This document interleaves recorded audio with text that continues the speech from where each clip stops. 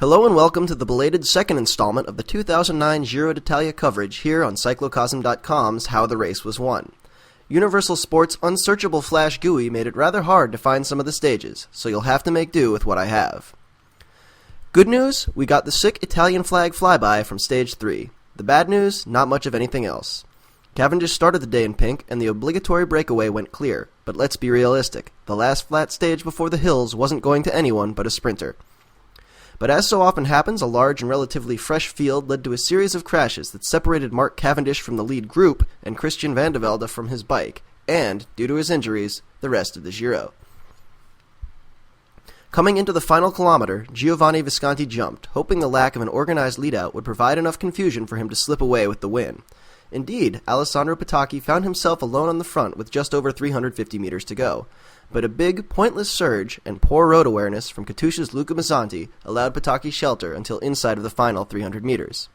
Rounding the last corner, Petacchi's teammate Danilo De Luca snared his wheel, so that when Alajet blasted through the inexcusable gap between Mazzanti and the barriers, De Luca jumped to the other side of the road, taking a few hapless contenders on a short sprint to nowhere.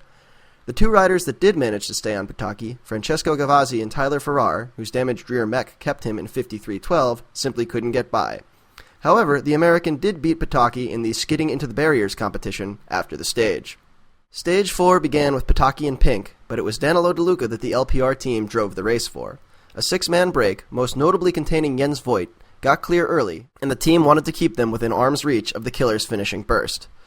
Even as the final hill thinned the break to 3, De Luca's team kept driving, almost without relief, for the entire stage. Voigt gapped his final companion with a series of attacks inside 10k to go, but the tenacious German couldn't hold off the field, which rode together most of the way up the climb, failing to shed any of the major contenders. Mauricio Soler finally put in an attack at 2k to go, but didn't open up space on anyone but Old Man Armstrong.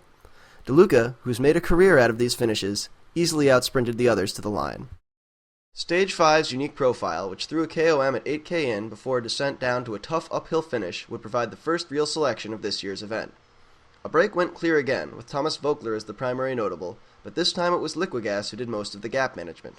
A strange decision, given that Columbia High Road's Thomas Lockvist was the race leader, and Dennis Menshov's Rabobank squad, unlike LPR, had entirely missed the break. Liquigas could have been working for a Basso or Pellizzati stage win, but with all the other heads of state lurking on their wheels, except Armstrong, who was dropped at the foot of the climb, I think the team car would have done better to call it off, especially after Stefano Garzelli, a reasonable stage win threat, jumped away from the field.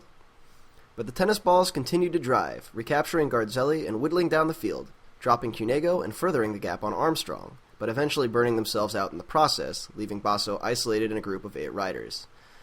Of those 8, nearly half were ahead of him on the GC.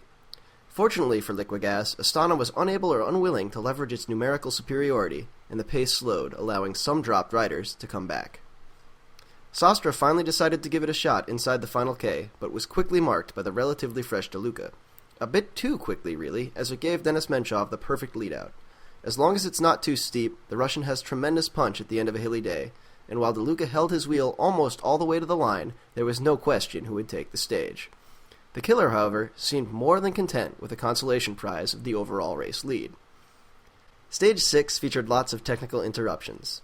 Between them, an early break went, built around Michele Scarponi and Case Deparn's Vasil Kirienka. Stefano Garzelli did attack mid-stage, either in a hope for mountain points or looking for a bridge, but Katusha, Quickstep, and other teams hoping to get second-tier sprinters to the line drove the pace, and Kirienka suffered mishap after mishap until only Scarponi remained. It was too bad for the Belarusian, too, as the Italian took the long break home for the win.